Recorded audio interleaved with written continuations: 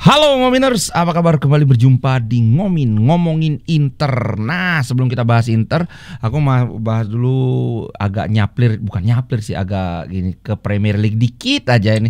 Calafiori akhirnya sudah bergabung dengan Arsenal, sudah menemui rekan-rekannya di sana. Ih, gila, selamat udah buat Arsenal. Aku sudah ketika Inter dikabarkan mengincar Calafiori, kemudian juga diminati oleh Arsenal. Aduh, sudah bye-bye. Jangankan sama Arsenal yang gila, mereka beli Declan Rice aja 100 juta, 105 juta apa berapa itu. Apalagi sekelas back ini yang cuma 40 juta sambil merem. Wah, gak bisa. Sudah, itu dikit aja. Sekarang kita bahas, ada kabar baik. Dumfries akhirnya menyetujui ini deal untuk kontrak barunya dengan Inter. Setelah sebelumnya dia ngotot selama berminggu-minggu minta 5 juta, tapi akhirnya dia setuju dengan 4 juta tambah bonus. Tapi ini belum ada hitam di atas putih.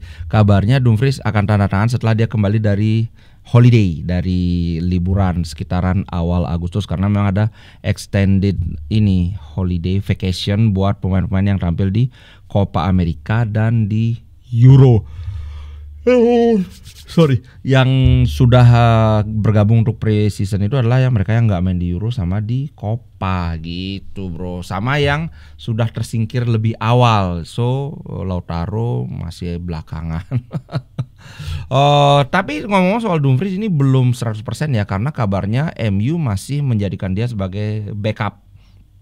Target backup mereka itu kan pinginnya ngambil si Mazraoui ini kalau nggak salah di ininya saingannya Pavard dulu, yang menyingkirkan Pavard dari Bayern Munchen kalau nggak salah loh ya.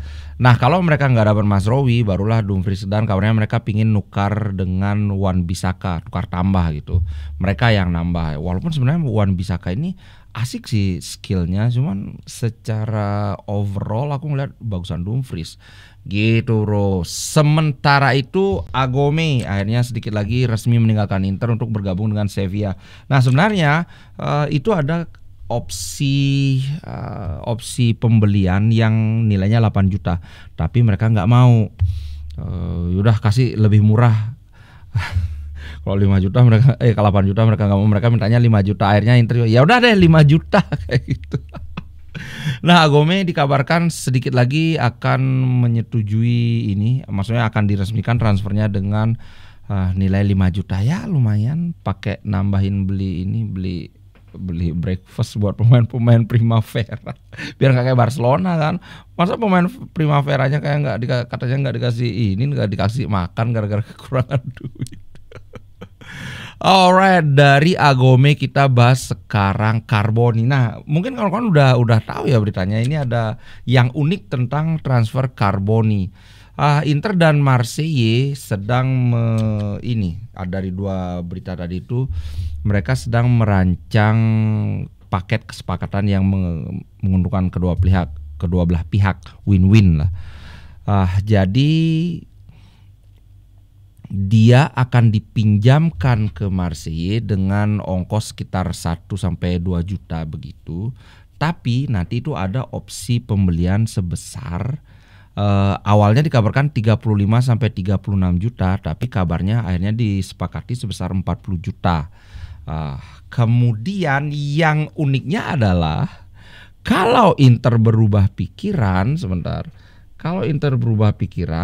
Inter bisa menebus kembali itu dengan hanya menambah 5 juta saja. Jadi buyback optionnya itu adalah 45 juta dari pihak Inter. Jadi ini sih menurutku sangat menguntungkan Inter ya. Mereka diuntungkan juga, at least mereka dapat 40 juta. Kalau ternyata Inter perlu ya mereka dapat profit 5 juta plus sudah dapat make semusim kan. Cuman dari sisi Inter ini kayaknya sudah tidak ada celah untuk Inter rugi. Kenapa aku bilang begitu? Dia kan sudah dijual nih 40 juta, kita dapat duit. Kalau ternyata dia bagus banget, ya udah ambil lagi 45 juta. Artinya Inter cuma menghabiskan 5 juta untuk pemain yang bisa saja ketika Inter membelinya kembali itu nilainya tuh bisa melonjak sampai 60 juta lebih. Karena umurnya ingat baru 19 tahun. So, kalaupun misalnya Inter ternyata nggak terlalu bagus, ya udah biarin deh. Ya udah, kita happy dengan 40 juta itu. So menurutku ini adalah sebuah kesepakatan yang unik karena buybacknya cuma nambah 5 juta aja. Tapi lebih dari itu adalah menurutku jenius sih. Aku nggak ngerti kenapa Marseille mau setuju. Walaupun di satu pihak Marseille sih tidak dirugikan karena mereka ya bisa berkesempatan memakai Carboni selama satu musim. Kan yang aku bilang 2 musim, sorry 2 musim jadi. Kan satu musim dipinjam dengan cuma 1 juta saja, 1 juta euro. Kemudian di musim kedua kalau mereka mau beli, mereka keluarkan uang 40 juta. Itu kan nanti mereka bisa evaluasi apakah ini worth it senilai 40 juta. Kalau mereka anggap enggak, ya udah enggak jadi dibeli. Jadi mereka dapat minjem Carboni dengan 1 juta doang gitu, guys. So, kalau aku sih ya memang Carboni ini punya masa depan yang cerah, tapi untuk saat ini dia memang belum bisa di Inter. Harus melanglang buana. Kalau kawan-kawan ini kan Di Marco dulu kemana-mana, ke Verona, kalau nggak salah sempat ke Parma, kalau pokoknya kesana kemari lah dia sebelum akhirnya settle kembali di Inter. Nah kemudian yang ini sudah aku tidak tertarik sekali sama pemain si Zeze, Nathan Zeze, pemainnya Nantes.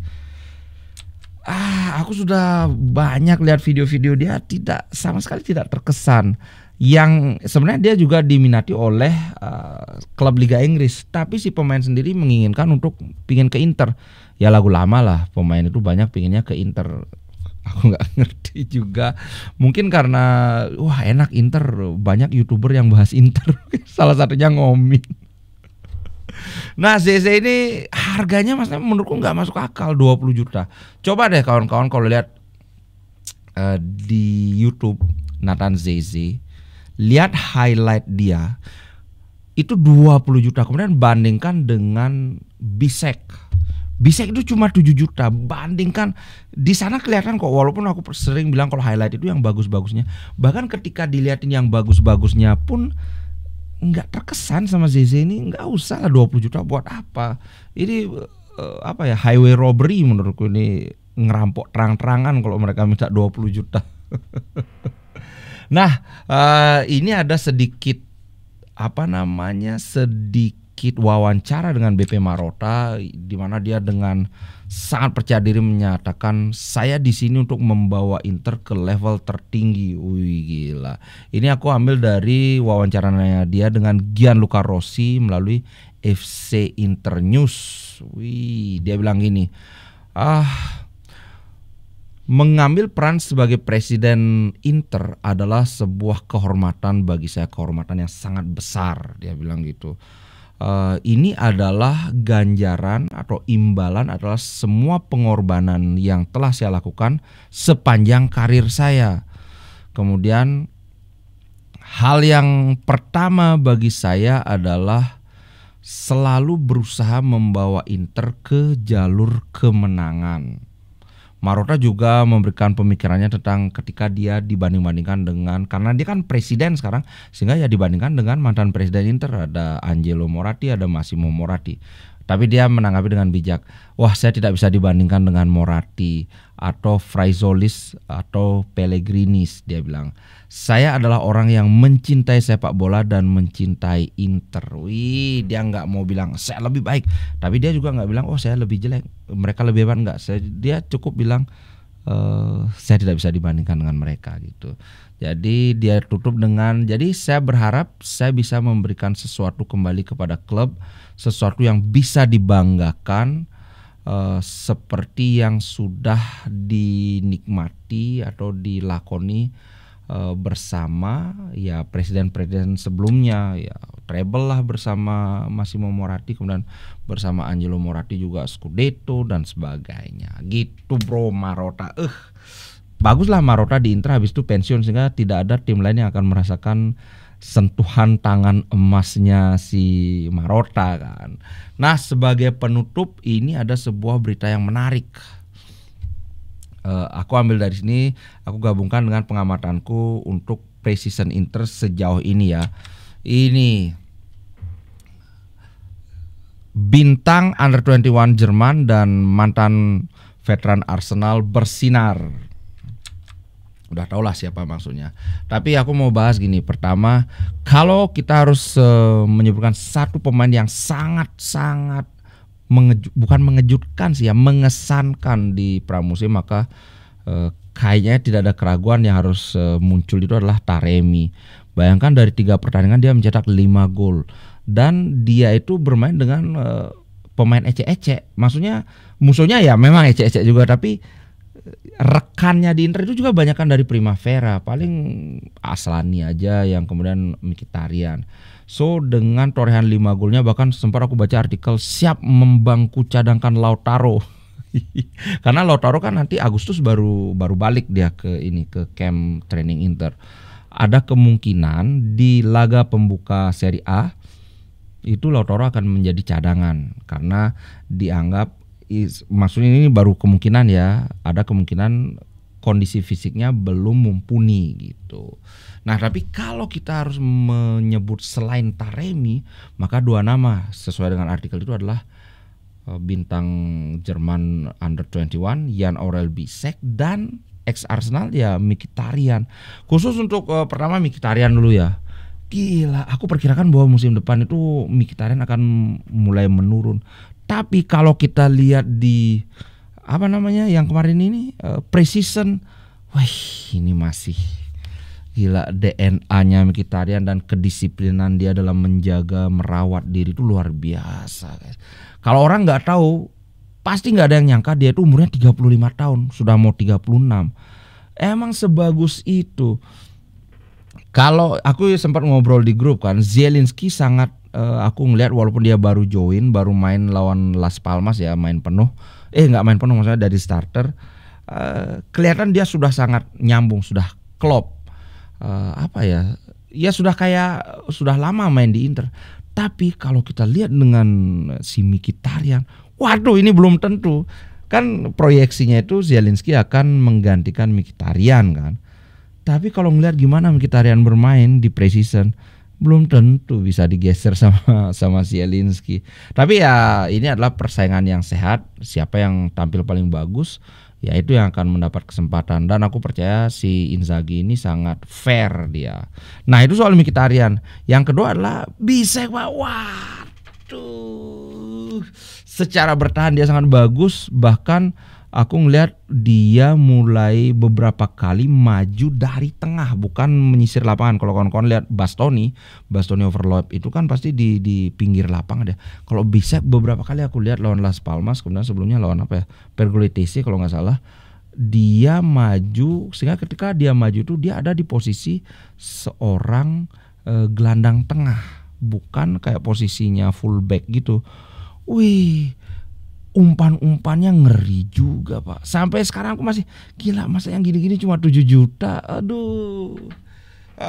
Menurutku ya kalau Bisek bisa bermain, maksudnya growth dia bisa terjaga, growth itu kan naik, maksudnya nggak ada isi turun, nggak ada cedera. Kayaknya dalam 2 musim aku nggak akan terkejut kalau misalnya dia tembus jadi starter, terutama di posisi center back tengah. Atau mungkin Pavard ya, tapi Pavard udah bagus sih di kanan, udah nggak bisa diganggu gugat itu. Aku mikir bagaimana kalau Pavard yang ke tengah, kemudian Bisek di kanan. Kayaknya ya mending sekalian aja Bisek di tengah karena dia juga sangat kuat di udara, yang mana trade sundul-sundulan ini sangat dibutuhkan sebagai center back tengah. Gitu sih guys. Gimana kalau kawan-kawan yang sudah nonton 3 kali preseason Inter, setuju nggak Bisek tampil sangat-sangat mengesankan? Waduh, siapa yang harus hati-hati? Acerbi kayaknya harus hati-hati ini.